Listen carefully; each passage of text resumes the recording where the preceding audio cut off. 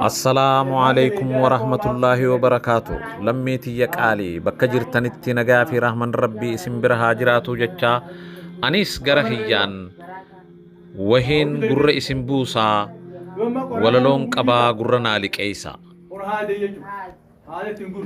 Beelawee dheeboodhee daareellee agabaa daa'iman obsineen garaa duydaa qabaa. Andu'uu fiin deemaa ilmaan naa dhaqqabaa tiyyaa dhadhaammadhee isinitti gabaa. Tiyyaa dhadhaammadhee isinitti gabaa. Osoo laaltee gartuu ilmoo haadha hootu haadha duute gubbaa ciiftee osoo ootu.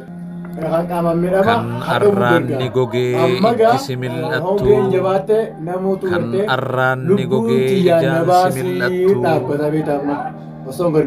liqimsaa dhabdee liqimfamaa jirtu tan liqimsaa dhabdee liqimfamaa jirtu haa dirmannuuf dhiiroo namuu waan jaalatu lubbuu beelaan duutu. Rakkina isaanii haga takka jechuun ni gaafanna. Namuu waan jaalatu beelaan duutu.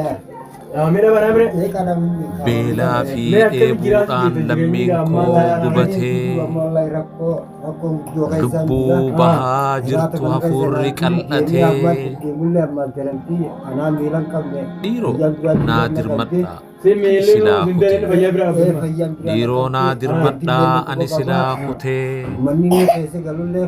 ilmaan naaf eewalaa isin warri lubbuun hafee ilmaan naa eewalaa isin warri lubbuun hafee harmeen jettee osoo waywaattu hafuurri sii citte jettee osoo waywaattu hafuurri sii citte.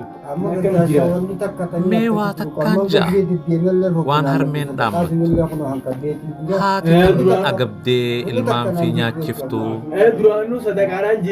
barnuufis haadhumaa galullee baattu barnuufis haadhumaa mudawullee baattu ilmaan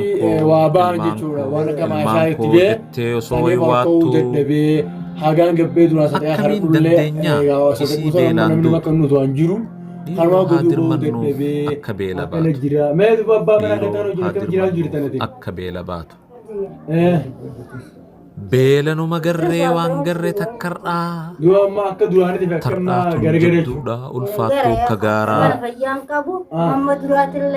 je'eeti waywaata aanaan koo beelarraa caayaarra waa buufnaa jalqabnee ifirraa waan qabdan gumaachaa dhiiroo wal gargaarra waan qabdan gumaachaa dhiiroo wal gargaarra. Sameen ankalabaa dachiin qibaabaa itti taateetii beelaan gaggabaa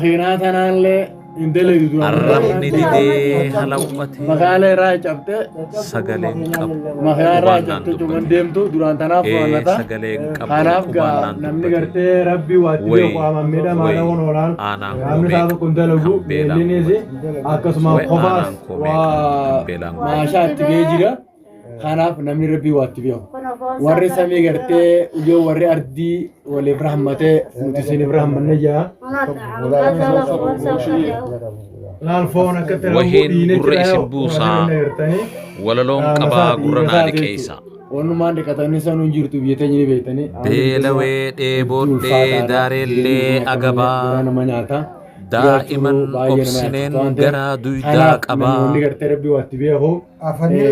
andu'uu ilmaan naa dhaqqabaa tiyyaa dhadhaammadhee isinitti gabaa. Tiyyaa dhadhaammadhee isinitti gabaa. Osoo laaltee gartuu ilmoo haadha hootu haadha duute gubbaa ciiftee osoo ootu kan arraanni gogee ijji mil'attu kan arraanni gogee ija mil'attu bakka hunda deddeeman. liqimsaa dhabdee liqimfamaa jirtu Haala akkasii yoo waa kan agarre liqimsaa dhabdee liqimfamaa jirtu haa dirmannuuf dhiiroo namuu waan jaalatu lubbuu beelaan duutu haa dirmannuuf dhiiroo namuu waan jaalatu lubbuu beelaan duutu beelaa fi dheebuudhaan lammiin